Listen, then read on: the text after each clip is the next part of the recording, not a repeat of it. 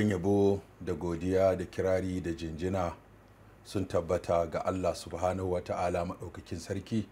Muna gode masa, muna neman taimakonsa, muna neman kariyarsa, muna neman agajinsa, muna neman kulawarsa subhanahu wata'ala. Wanda Allah ta'ala ya shirya da shi shine cikakken shiryayye. Allah ta'ala ya shirya da mu tafarkinsa madaidaici, wanda Allah ta'ala ya kaddara masa bata babu mai iya shiryar da shi. Salatin Allah da ɗaukaka da aminci marasa iyaka su tabbata bisa shugabanmu annabi Muhammad sallallahu alaihi wasallama da iyalansa masu daraja da sahabbansa yardaddun Allah da waɗanda suka biyo bayansu da kyautatawa har zuwa ranar sakamako. A cikin shirinmu na biyu mun yi bayani akan yadda aka kafa garin Makka, kuma wannan ya faro ko ya samo asali daga yadda annabi Ibrahim alaihi salatu wassalam ya taso daga ƙasarsa ta Iraki ya koma Sham. Mun ce kuma ya yi hijira har ya je Masar ma. A nan ne ya samu tagomashi na samun matarsa Hajara, wanda sarkin Masar ya kyautatta ga matarsa Saratu, ita kuma ta mallaka masa ita a matsayin sadaka. Shi kuma ya aure ta, bayan ya yanta ta haifa masa ɗa Ismail. Kuma mun ji cewa tasowar annabi Ibrahim yadda ya ɗauko ɗansa jariri da matarsa Hajara ya kawo su wannan guri na Makka, wadin gairi zizar'in, ya aje matarsa a nan, ya yi musu bukka, ya kawo ɗan kwando a ciki akwai kayan marmari da ruwa ya bata. Kuma mun ji yadda ta hau dutsen Safa da Marwa tana nema wa ɗanta ruwa, bata ga kowa ba, gabar da yamma, kudu da arewa, hagu da dama. Sannan kuma mala'ika Jibril ya zo kusa da ɗan, nan ne kuma ya dirza da diga-diginsa ko kuma da fuka-fukinsa, daga nan ne ruwa ya wato kece ya zama ruwan Zamzam. Kenan a wannan tarihi muna iya cewa ruwan Zamzam ya gabaci gina Ka'aba, hakanan kuma Safa da Marwa ta gabaci dawafi. Domin kaga sai da aka fara yin Safa da Marwa lokacin da Hajara take nema ma ɗanta ruwa, ta yi ainihin wato Safa da Marwa wajen nema wa ɗanta ruwa, wanda kuma shine Allah ta'ala ya faɗa alƙur'ani. Allah ta'ala ya faɗa alƙur'ani, inna safa wal marwata min sha'airillah faman hajjal baita aw i'tamara fala junaha alayhi an yattawafa bihima wa man tatawwa khairan fa inna Allaha shakirun alim.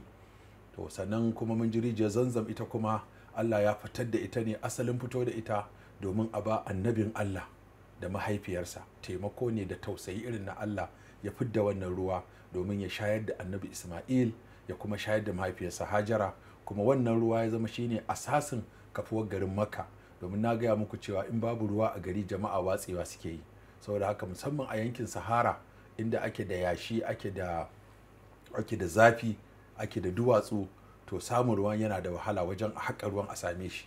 Saboda haka wannan samun ruwa shine ya zama asasin kafuwar wato ainihin garin Makka.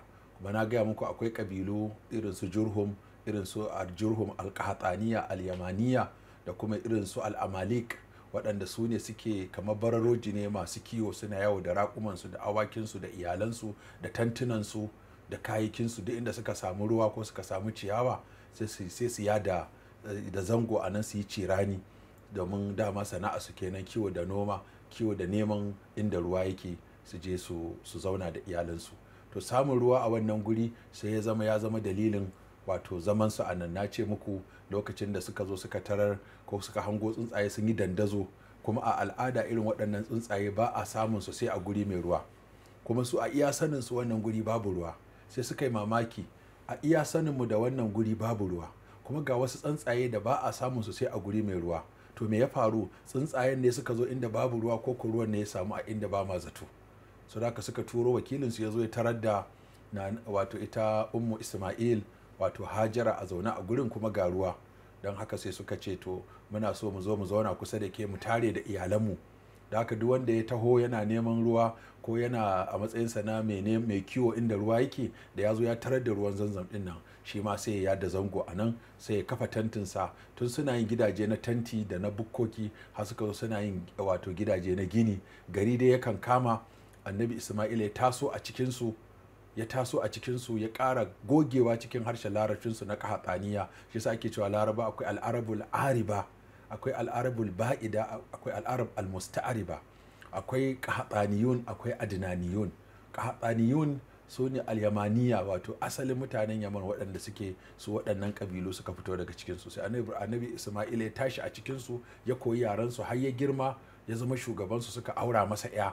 So amalik, an ce amalik ne suka fara ɗaura masa bashi ya, wasu ce jurhum ne suka fara bashi ya. To kuma daga baya annabi Ibrahim irin ziyara da yake kawowa, ya zo ya gama matarsa ya ga ɗansa, ya ɗan tafi ya dawo ya gama matarsa ya ga ɗansa, sai ya dawo ya tarar lokacin ita Hajar Allah ya mata rasuwa, amma ga ɗanta wato ainihin Isma'il shi kuma har ya yi aure. Ya zo gidan ya ga matar, lokacin shi ya tafi sana'ar da suka saba yi ta farauta da kiwo. Da aka yi tambaye ta wani hali kuke ciki, ta ce masa muna halin kunci da wahala da kaza da kaza, ta faɗi dai abubuwa na wahala. Wani Ibrahim bai ji daɗin wannan ba, domin ya san ya yi addu'a cewa Allah ya gurin albarka kuma ya azurta su da ya sa zukatan mutane su karkato zuwa gare su. So da haka sai ya ce to in ya zo ki gaya masa ya yi bako, kuma bakon ya ce ya canza dokin kofarsa, shine wato atiba shine dan matattakar da zaka taka ka shiga gida, ita ake kira wato abin da matattakar kofar daki, to ka ce ya canza wannan. Ta ce a gaya, wato ya ce ta gaya masa in ya dawo. Da haka da annabi Isma'ila ya dawo, matarsa ya ce mata an yi bako, ta ce an yi bako, ta gaya masa siffarsa da kamanninsa, ya gane ai mahaifinsa ne annabi Ibrahim. To ya bada wasiya, ta ce ya bada wasiya. Wacce wasiya ya bayar? Ya ce ka canza dokin kofarka. Sai ce to mahaifina ne ya ce in sallame ki, wato kamar wannan bata dace da yanayinsa ba, sai sallame ta. Shine kuma sai ya auro daga kabilan su Jurhum, wanda kuma nan ne da annabi Ibrahim ya dawo, ya zo ya tambaye ta, ta gaya masa irin hali mai kyau da ɗabi'o'i mai kyau da yanayi mai kyau dai, wanda ya sa annabi Ibrahim hankalinsa ya kwanta da ita. Kuma ya ce masa, wato ya ce mata mijinki ya dawo ki gaya masa ya bar dokin kofarsa, ma'ana ya bar matarsa, ya zaɓo mace ta gari, ta kirki, ta arziki da makamantansu. To wannan ita ce kuma wato ta haifa wa annabi Isma'il 'ya'ya, wanda kuma 'ya'yansa har da suka kai kusan 12, wanda kuma su ne suka zama wato zuriyan annabi Isma'il a wannan yanki. Kuma su suka ci gaba da yin mulki, suka ci gaba da yin jagoranci, suka ci gaba da yin shugabanci a wannan yanki har tsawon shekaru. Wannan kabila ko kuma wannan zuriya ta annabi Isma'il su suke kula da wannan wato guri. To amma kafin nan akwai kisoshi guda biyu da suke da alaka da daidai wannan guri, duk da ba tarihi kawai muke ba, muna so mu faɗi tarihin abin da ke da alaka da Makka ne kai tsaye. To amma akwai kisoshi guda biyu wanda suna da alaka da abubuwan da muke so mu fito da shi na wato tarihin mashair da kuma wato Ka'aba da abin da yake kewaye da ita. Kissa guda biyu shine kissar gina ita kanta Ka'aba, da kuma kissar yanka annabi Isma'il da annabi Ibrahim ya mafarki. Annabi Ibrahim a daidai wannan lokaci, ko kafin ya yi aure ne ko bayan ya yi aure ne, ko kuma kafin ita ummu Isma'il ta rasu ne ko bayan ta rasu ne, kissar dai malamai sun yi ta kokarin sama mata daidai gurin da ta faru. Kissar wato yanka annabi Isma'il da annabi Ibrahim ya gani a mafarki. Ya bunayya inni ara fil manami anni azbahuka fanzur ma za tara, qala ya abati if'al ma tu'mar satajiduni insha Allahu minas sabirin. falamma aslama wa tallahu lil jabin wa nadainahu an ya Ibrahim qad saddaqata ru'ya inna kadhalika najzil muhsinin inna hadha lahu al bala'ul mubin wa fadainahu bi dhibhin azim. Wannan kissa na Ibrahim dama mafarkin annaba gaskiya ne. Yayi mafarki, a mafarki an nuna masa Allah yana umarta ka yanka ɗanka. Wannan wani sabon abu ne, wata jarabawa ce mai wahala. Ɗan nan fa da kyar aka same shi, ɗan nan guda ɗaya ne tak, ɗan nan ƙwallon ƙwal ne, kuma annabi ne, sannan kuma an wa wahayi ga mahaifinsa shi ma annabi cewa yanka shi. To kaga wannan jarabawa ce babba, amma da aiki dukkansu na Allah ne, da ɗan da uban dun na Allah ne. Saboda haka shi iyadda yanka shi, shi kuma iyadda a yanka shi. Uban ya ci jarabawa, ɗan ma ya ci jaraba. Don wata ran kai za ka iya cin jaraba ɗanka ya ƙi ci, ko kai ka ci ɗan naka ya ƙi ci, ko shi ya ci kai ka ƙi ci. Ma'ana shi yadda a yanka shi, kai ka yadda ba za ka yanka shi ba, ko kai ka yadda za ka yanka shi, shi yadda ba za a yanka shi ba. Amma Allah ce falamma aslama, da suka miƙa wuya su biyun, aslama Ibrahim da Isma'il, aslama suka miƙa wuya, suka yi suranda, suka bi dokar Allah. Ya ce ya abatif almatu, Allah ya kai baba ka yi abin da aka saka. Wato ya sallama wa wannan hukunci da wannan kaddara da wannan ibtila'i, cewa tunda dai har Allah ya ce a yanka shi, a cikin yanka shi akwai hikima. Shi kuma tunda aka ce yanka, ya san in ya yanka akwai hikima.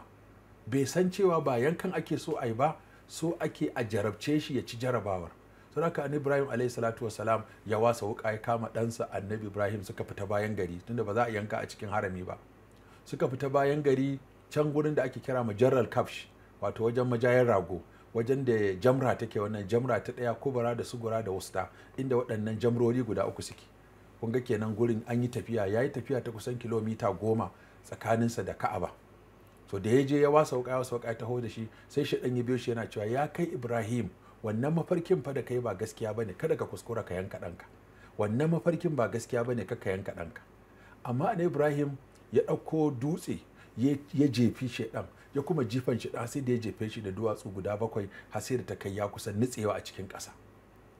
Ya sake fitowa ya bawa annabi Ibrahim ya sake ɗaukan duwatsu ya dinga jifansa, yana samunsa har sai da kafarsa ta burma a cikin ƙasa. Ya sake biyo shi guri na uku, ya bi shi yana jifansa da duwatsu har sai da dutse 7. Daga nan sai ya juya kyalle, ya ci gaba da binsa, shi ma zai ci gaba da jifansa. Amma daga na ukun nan sai shaɗan ya haƙura ya juya. Saboda annabi Ibrahim ya shiga wajen majarar kafshi, wajen da ake yanka din nan ya kwantar da ɗansa, ya wasa wuƙa, ya ce bismillah, ya ɗora a maƙogwaransa, fa tallahu lil jabin wa nadainahu. Allah ya ce sai muka kira shi, an ya Ibrahim, ya kai Ibrahim, kad saddaqata ru'ya, ka gaskata mafarki, inna kazalika, mu haka nan najzil musi, ne muke saka masu kyautatawa. So Allah ba so yake a yanka shi ba, jarabawa ce, kuma ka ci jarabawa. So da ya ci jarabawa shikenan sai Allah ya ce wa fadainahu bi dhibhin azim, sai muka fanshe shi da abin yanka, wato aka ce yanka rago, wanda shine layya da ake yi da hadaya a wannan guri da annabi sallallahu alaihi wasallam yanka raƙuma guda 100, saboda wato godiya ga Allah. lan yanala Allah luhumha wala dima'uha walakin yanaluhu taqwa minkum.